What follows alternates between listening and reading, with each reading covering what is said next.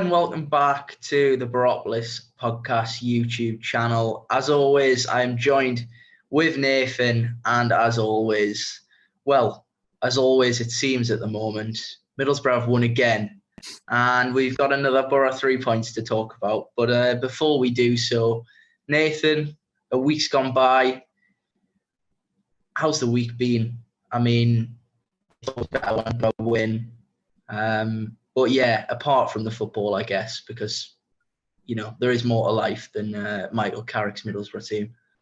Yeah, I'm all right, Chris. Yeah, it always does help when Michael Carrick's Middlesbrough do win games and play remarkably well. But yeah, I'm okay. What about yourself? Yeah, all good. Obviously, still, as you can see in Bali, abroad. A little bit burnt today, I'm not going to lie. But apart from that, had a really nice few days traveling around some of the islands that are close. And yeah, even better than that, I did actually manage to find a phenomenal iFollow stream for the game. I was slightly concerned. Obviously, last week we spoke about me being on the flight whilst the game was going on and then having to watch the full 90. But this week, I was watching live as it happened, as Tuba Akpom danced around the riverside and just put smiles on everyone's faces. But yeah, Nathan, onto the football. But actually, before we get into the previous game, there was a little bit of extra transfer news, wasn't there, following the conclusion of deadline day, and it come as somewhat of a shock. Caelan Boyd-Muntz left the club, and it was a mutual termination of his contract.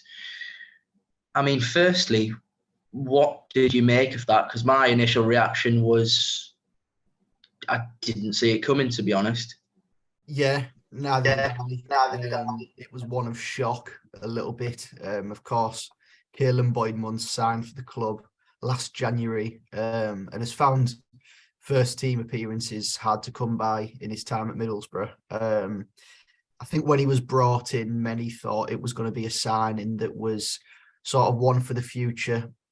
But if you look at Caelan Boyd-Muntz's age, he's 23 currently.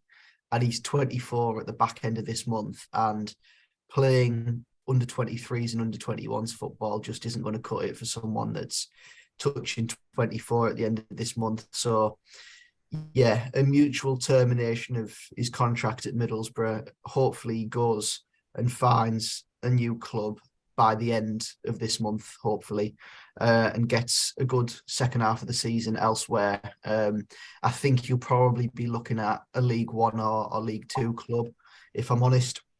But yeah, best of luck to Caelan. Hopefully he goes on and has a prosperous career. Yeah, it was an interesting one, and obviously in his tweets and his Instagram activity following the announcement, he sort of basically admitted that although it was a mutual termination, I think it was more his decision. And I mean, credit to him, obviously, from what we sort of have seen from what he's had to say, it seems as though he just wants to play football. And as you say, you know, he's at an age now where he can't really be playing in the under-23s for much longer and gaining a lot from it, really. And I think because obviously we paid a fee for him, albeit it was probably a very small fee, I think people just thought he'd stay around even as a, fifth, sixth choice midfielder. I think he probably would have been. But no, as you say, all the best to him, and, you know, credit to him for, I guess, being self-aware enough to think, well, my Middlesbrough career is not really going anywhere. It's on me to get myself out of there and try and make something else work. So, yeah, fair play to him. And as you say again, best of luck to Caelan Boyd-Muntz. On to Saturday's game now, Nathan.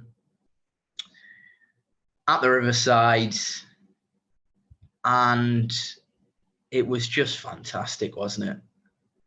It was 3 points once again for Michael Carrick's Middlesbrough, against a side that I think going into this game I thought would be a more difficult test than even Watford the week before, because Watford you expect would come out a little bit more at the Riverside and possibly try and get that goal, whereas Blackpool going into this game fighting for their lives down the bottom of the table and scrapping for any point possible. So was fully expecting Blackpool to come in and sit behind the ball a little bit and just try and nick something on the break, which that was the plan from them. Unchanged going into this game from the 2-0 win against Watford last week. Dale Fry back on the bench following his suspension after that red card at Sunderland, and new signing Dan Barlasser also on the bench, hoping to make his Middlesbrough debut from the bench. Aaron Ramsey still a little bit further away yet, of course, just coming back from injury from his time at Norwich. But we'll wait and see what Aaron Ramsey brings to this side. Going into the game, I actually was quite surprised to see Blackpool pressing Middlesbrough quite high in the early stages. Shane Lavery, always a tricky customer at this level. A small centre forward that likes to press, putting some pressure on Paddy McNair and Darragh Lenihan in Middlesbrough's back two. But Middlesbrough dominated the early stages as expected. The home team, the team in form, and we had a few chances early on. Nothing too much to shout about. Darragh Lenihan did hit the bar from a set piece that was whipped in from the right from Ryan Giles. It came down from the bar and hit McNair from maybe 2 yards out, and you're just hoping that sort of goes in quite luckily. But it wasn't to be the case. But Middlesbrough break the deadlock. And I mean, Chris, describe to me what your feeling was when this one went in the back of the net, because it was just sublime. Instead of describing my emotion when it went in, I'm just going to actually tell you my reaction when it went in. Honestly, Chuba picked the ball up, having been involved earlier on in the play. He picks the ball up eventually towards the left-hand side of the box, cuts in field, dinks it at the back post, in off the post, and honestly, I just started laughing because I actually just thought he's too good.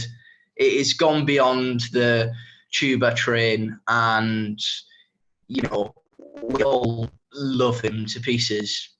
I just started laughing because he has effectively become a cheat code in this division.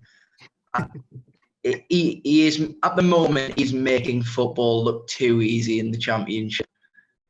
And yeah, my initial reaction was just to laugh, as if to say, this Chuba Akpom redemption arc, storyline, narrative, I don't know who's up there writing it and adding to the script, but it just gets better and better every week, doesn't it?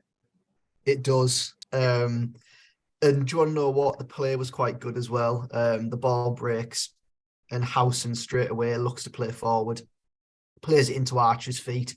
Archer on one touch knocks it back into Hackney. Hackney drives forward, lays it left to Chuba. Chuba does incredibly well to sort of time his shot. He pretends to go right, goes left again, and then Jinx takes it right again, dinks it in that top corner. And you can kind of gauge the reaction from the crowd from the roar. And it wasn't a roar of, oh, it's just a standard goal. It was a roar of shock, as if he's done that. It was like an unbelievable finish. It kind of gave me Alexis Sanchez in the Champions League a few years ago vibes, where he's in that sort of position and he dinks it. I think it was against Ludogorets. But an absolutely outstanding goal from the informed man in the Championship. He is simply unplayable at this moment in time. And in a game where Blackpool were always going to sit tight, you need that little bit of magic to break the deadlock. And by God, was it magic from Chuba Akpom. Middlesbrough go 1-0 up.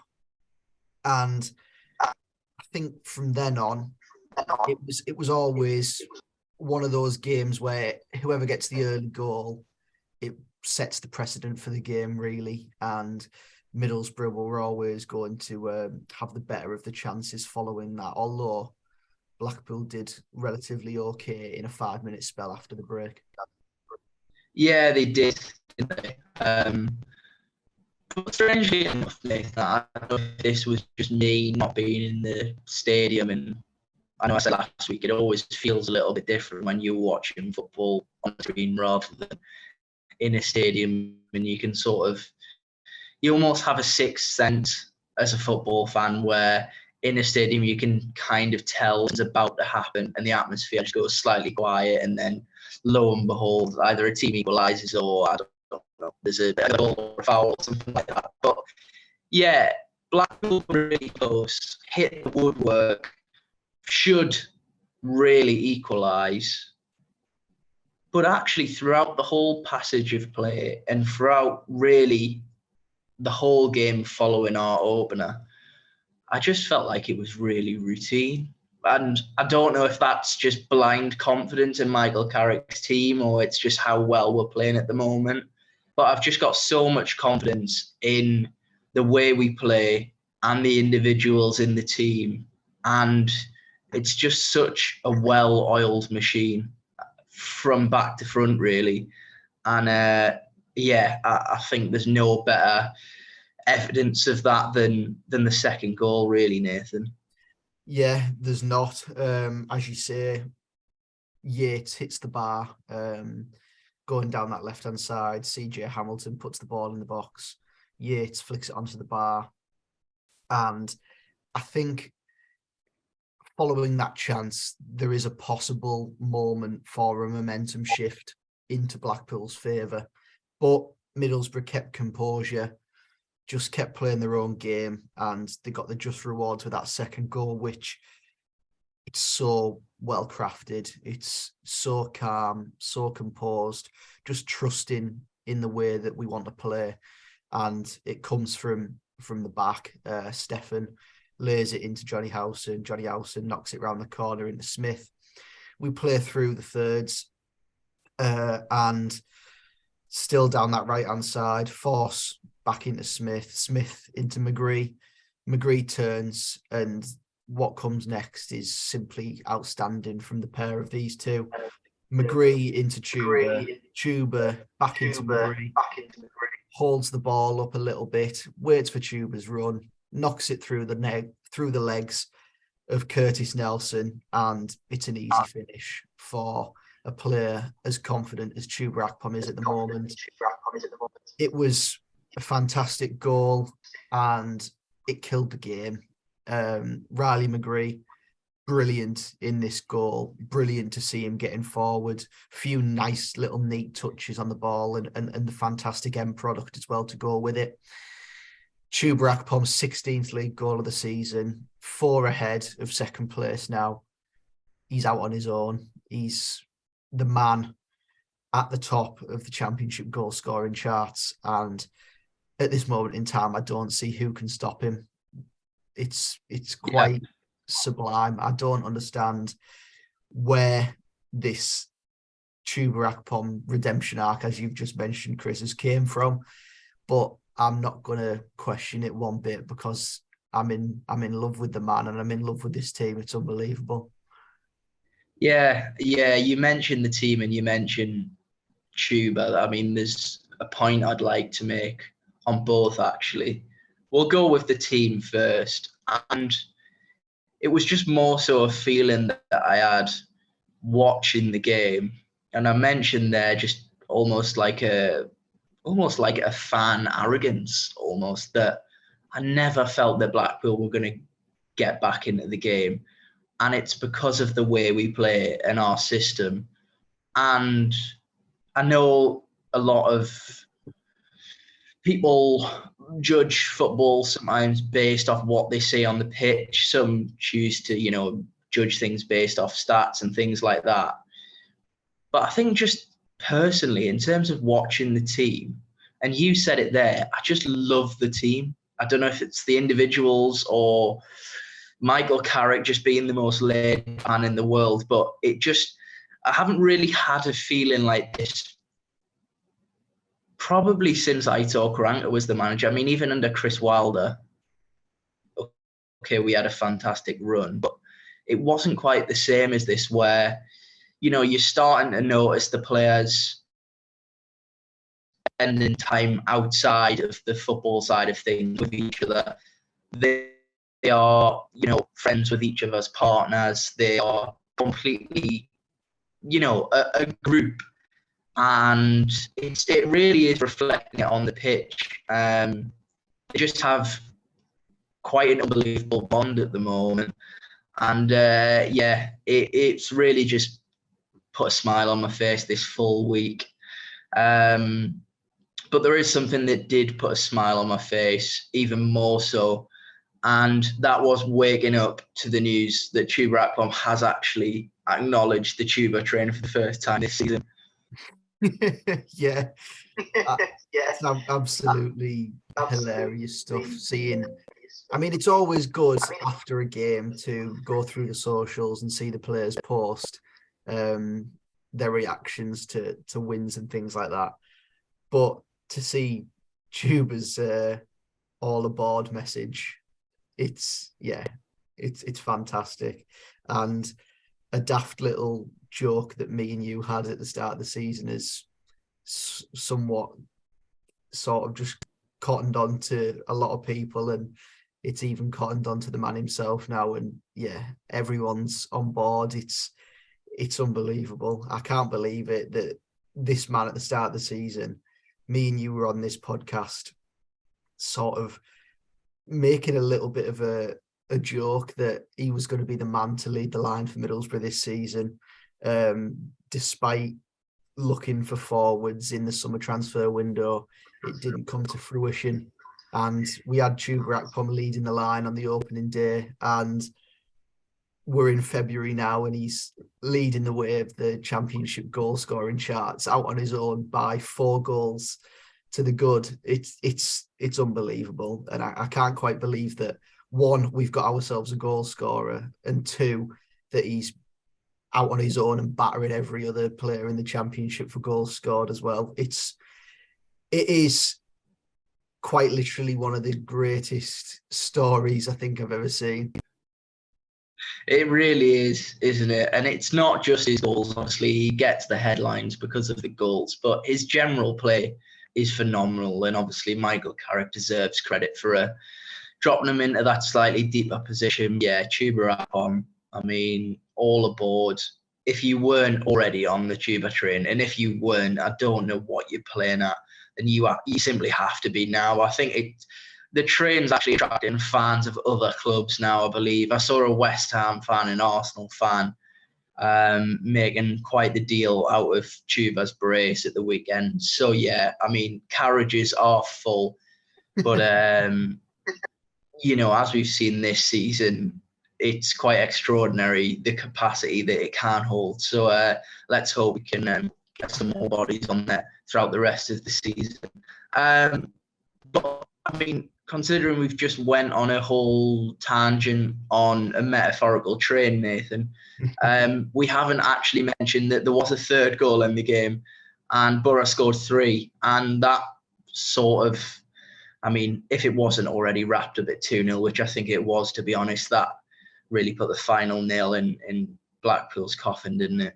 Yeah, it did. And it always makes me pleased when we score goals from corners and set pieces, because I've always been sat there as a fan. I don't usually think that we do quite as often as I would hope.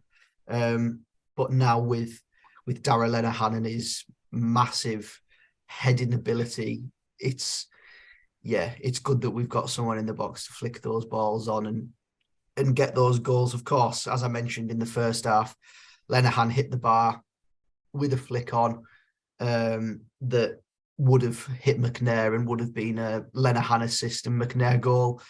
And this time it did come to fruition. Johnny Howson's corner, Darragh Lenihan's flick, Paddy McNair at the back post to just tap in, easy as you like, 3-0. Unfortunately, no Paddy McNair knee slide. I think had it been to make it 1-0, we would have seen it, but 3-0, it might have been mocking it a little bit. So we'll let Paddy off with that one. But yeah, 3-0, 3 goals, 3 points, a clean sheet. What more can you want from a Saturday afternoon?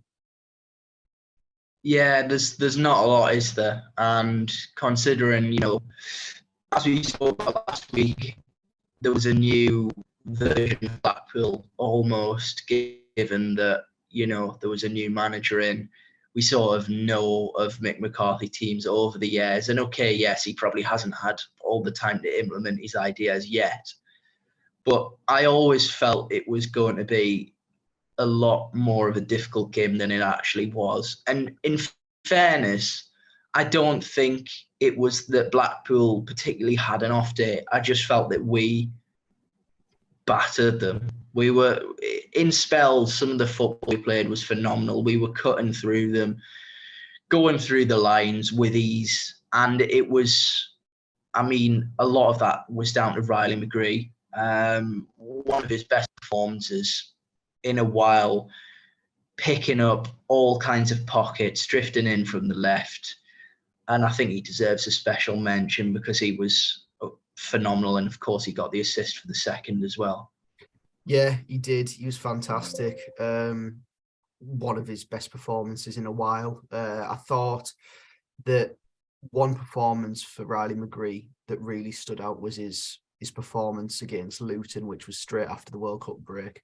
I don't think many people expected him to start that game because he was fresh off the back of playing in the World Cup, but he did, and he was absolutely brilliant that day, picking up pockets, creating chances, and even having a few chances for himself as well. But yeah, this was another performance like that, creating, picking up pockets, always making himself available. And yeah, he deserves all the plaudits that he was going to get. Tommy Smith, again, fantastic. Nearly picked out the top corner himself with an absolute worldie of a strike, which, it always makes me laugh being in the Riverside because whenever the ball falls to Tommy Smith on the edge of the box, it always seems that he's in quite a lot of space and the crowd always shouts shoot. And he's tried it a couple of times and he's hit the back of the South Stand a couple of times with that. So with this effort, I thought, oh no, just don't shoot, just recycle it. And he's hit it anyway on the sidewinder and he's nearly picked up the top corner. An incredible save from Maxwell. Stops Tommy Smith from entering Middlesbrough's goal of the season competition. But again, Tommy Smith, brilliant. I thought Hayden Hackney, again, just continues to be an absolute revelation in midfield for Middlesbrough. The only frustration that I do have with Hackney's game is kind of a positive as well. He tries to do everything at 100% and at full tilt in terms of his speed. And sometimes it costs him because he arrives into challenges late and a bit rash. And we saw him booked after 7 minutes on Saturday. And I think that possibly affects his game further on into the 90 minutes. And yeah, he was substituted for, of course, Dan Barlasser, who I thought was very comfortable on Saturday afternoon when he did come on. Showed a few good touches, tried a few Hollywood passes where his radar was slightly off, but it's good to see attempted passes like that, trying to get Middlesbrough up the pitch and trying to create. We also saw Alex Moore come on for the last few minutes, played a good ball down the side for Barlasser. I think we've got 4 really, really good midfield options there now. Howson and Hackney, Barlasser coming in there, and of course Alex Mower on loan. I think that especially under Carrick, although he hasn't started any games, I think that Mauer off the bench has been quite good in his appearances. And of course, we saw Isaiah Jones back into the fold, back off the bench for Marcus Forss. There was one moment in particular where he could have played a pass in that was slightly off and it clipped that Blackpool man. And I was just hoping that it went through to his intended target and we could have got that fourth goal and he could have got that assist just to do his confidence that world of good. But it wasn't to be. Hopefully, Isaiah Jones rediscovers that form, and congratulations to him and his partner as well on the news that he's going to become a dad as well. So fantastic news in that sense for him personally. But yeah, 3 points again, and we stay third, 10 points behind second. I don't want to get too caught up in that conversation. But just looking quickly at the league table and the playoff race, we'll ignore the top two, but the playoff race, Borough now find themselves anyway, Borough find themselves 4 points inside the playoffs now. So that is just fantastic news. It means that we're not in massive danger of falling away if we do fall to a poor result, and that always does help. But third place, and I know it's been a few weeks since we did fall into third place, but from 21st or 22nd place, wherever we were, to third, it's just unbelievable, really, that we found ourselves in this position. The wins just keep rolling in, and it is a massive pleasure to watch these boys play every week at this moment in time. And I just hope that this run continues, well, at least till the end of the season, but just goes on for as long as it possibly can. Yeah, it's remarkable, isn't it? Week in, week out now, you almost look at the league table and just think, how has this happened? And I mean, you look at West Brom and look at their rise as well, but obviously it's probably a little bit of bias looking at it, but the transformation in style, the players picking up and finding new roles that seem to just suit them down to the ground, and even just the atmosphere amongst the fan base, really. The fans love the players again. And to be honest, I don't think anyone probably would have said that they loved any of the players at the start of the season. If I think back to maybe after the Coventry defeat prior to Wilder sacking, I mean, so many of the players that are starring now had just been written off, really.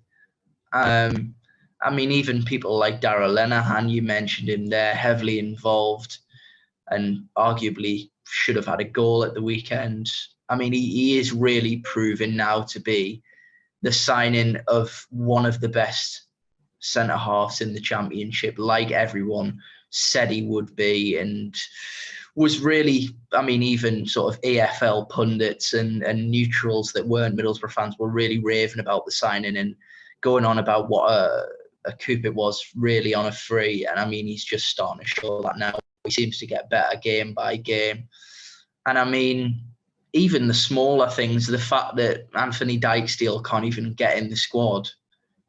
I mean, if you just said that sort of 12 months ago, people would have laughed and sort of said, well, if he's not making it into the squad, then we must have some seriously good players in there now. And I mean, we really do, don't we? It's a joy to watch at the moment, Nathan. It really is. Moving on from, obviously, the victory and what was just a joy to watch, there was more contract news this week. And again, a real shock. somewhat of the forgotten man, I guess. Hayden Coulson, obviously currently out on loan at Aberdeen, has signed a contract extension out of nowhere almost. A really quite a bit of interesting news, to be honest, considering I think most people probably thought his time at the club was up, but no, it's certainly not, is it? No, it's not. Hayden Coulson signing that deal to 2025 with Middlesbrough having the option of a further year on that deal. Yeah, came out of nothing. I don't think anyone was expecting this news at all. And I'm going to be honest, I don't think that this news probably would have happened had Chris Wilder still been at Middlesbrough. I think that this news is coming because of his link with Jonathan Woodgate. Of course, Woodgate now assistant coach to Michael Carrick at Middlesbrough. And of course, Woodgate was the head coach or the manager that gave Hayden Coulson his big break in this Middlesbrough side a few years ago. I think that there is possibility that he can break in. Of course, we have seen Tuba, who came out of absolutely nowhere in the summer, completely left out in the cold, and he's proven to be an unbelievable player for Michael Carrick and Middlesbrough so far this season. So, yeah, Hayden Coulson, let's hope that he can keep fit at Aberdeen, come off the back of a good second half of the season up in Scotland and come back to Middlesbrough and really make a mark in the first team. Yeah, it will be interesting, won't it? Obviously, we can't predict the future or where we'll be. But at the moment, Ryan Giles isn't our player. So, I'm sure there's probably a thought of that potentially going into that decision. Obviously, everyone's sort of praying that we'll get that deal done permanently and relatively quickly, regardless of what division we're in. But yeah, Hayden Coulson's an interesting one, as you say. I think Jonathan Woodgate's probably helped his case an awful lot. But in fairness, from what I've seen of him at Aberdeen, he's looked the same. Hayden Coulson is what sort of we all know he is, likes to bomb on, actually quite technically good. And I think, as you mentioned with Tuba Akpom, you look at players that have perhaps almost been written off and then been revigorated under Michael Carrick. It could well be the perfect opportunity and the perfect system to get the best out of Hayden Coulson. Because as you say, up until really Jed Spence was introduced into the team, I think it was fair to say that Hayden Coulson was probably our player of the season. In fact, I think he may have even won Young Player of the Season that year, potentially. So yeah, it's a bit of shock news, but interesting nonetheless. Moving on from that, Nathan, obviously this Saturday, back in action. Unfortunately, we're not at the Riverside. We are travelling all the way to Wales to face Cardiff. Obviously, Cardiff in a real spot of bother at the moment, but they have a familiar face on the coaching staff and, of course, a relatively new manager as well. Lamucci, of course, well known for being at Nottingham Forest a few years back, has joined Cardiff and also brought in alongside him Mr. Sol Bamba, Mr. One-Touch Heat Map at Old Trafford, Mr. All-Round Nice Guy, to be honest. Yeah, what a fantastic bloke, but what a reason for us to go and knock the smile off his face that seems to be permanently fixed on his face for 90 minutes at least. Yeah, that is the hope, isn't it? When he got announced as the assistant coach at Cardiff, I did put a message out on Twitter saying good luck to him there, but not on the 11th of February. I hope that we go there and I don't care if it's a scrappy 1-0 or if we wipe the floor with Cardiff. I just don't go there, get 3 points and leave.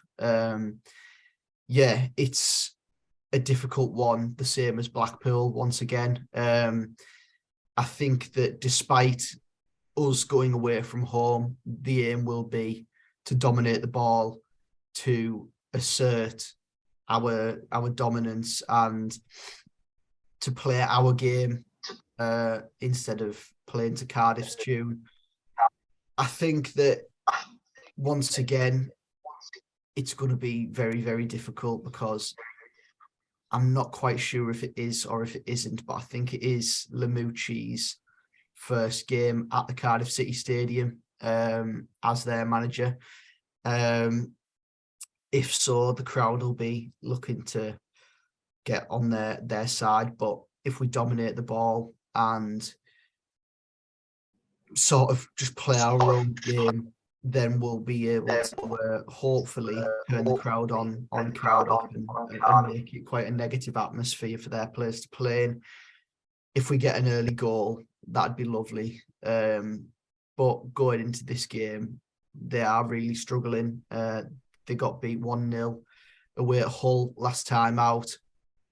And Sabri Lamucci, in his post-match presser, explained that Cardiff were in the shit. Hopefully we are the team to put them further in the shit and take 3 points from them in South Wales. It'd be lovely to get another 3 points on the board, especially going into a massively difficult test next Wednesday. I'm not getting too ahead of myself, just looking slightly further forward. But yeah, it'd be lovely to get 3 points once again against a side that are down there scrapping for their lives. I think if you want to be up there at the top end of the table, you need to go there, be professional, and most of all, just get a positive result. And hopefully that is the case for Michael Carrick's Middlesbrough on Saturday afternoon. Yeah, absolutely, Nathan.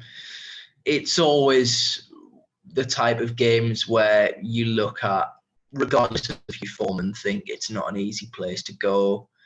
Over the years, even sort of going back to the Aitor Karanka years, I never felt confident going to Cardiff, and it hasn't changed. I do remember Albert Adoma bursting down the right and teeing up Kike actually away at Cardiff, and of course the main man Martin Piero stands out, but we won't go into that because I don't want to start crying and telling everyone how much I miss him on this podcast.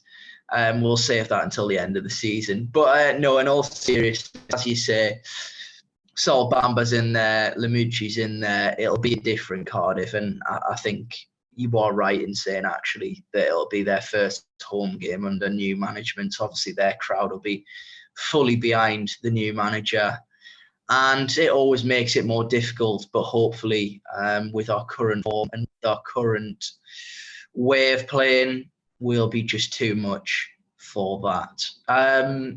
Unless I've missed anything, Nathan, which I don't think I have. I think that's us, isn't it? I think it is, yeah. I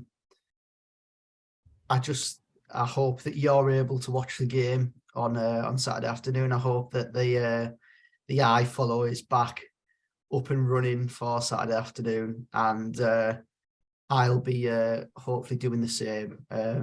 Wink, wink. I think I might travel to Bali with you and watch it on the iFollow. Yeah. Although quite annoyingly, wink, wink again, I did end up in Italy watching the Blackpool game because it had been selected for international broadcast. So yeah, that was a little bit out the way, but well worth it to watch that performance. Well, from me and Nathan, we'll finish our wink wink / geography / travel lesson, or whatever we want to call it, really. And we'll leave it there for this episode. It's been another positive one, and rightfully so. we've got the best player in the division. We're playing unbelievable football. And Michael Carrick massively, massively pulls off some of the best outfits from a manager in the division. I just wanted to get that in there. The audacity from him to turn up at Preston wearing a cardigan. At that moment, I knew that he was going to be the real deal. So, yeah, I'll wait to see what choice of attire he goes for in Wales. And, yeah, I'll be quite excited to see that. So, yeah, can't wait already. But in all seriousness, from me and Nathan, thanks ever so much for watching and listening. And if you have been watching on any audio platforms, make sure to give us a kind review.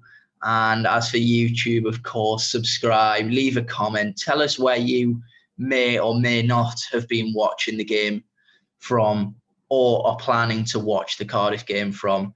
Wink, wink. And yes, that's us. So all that's left for me to say is thank you so much for watching and listening. And that has been another episode of the Boropolis Podcast.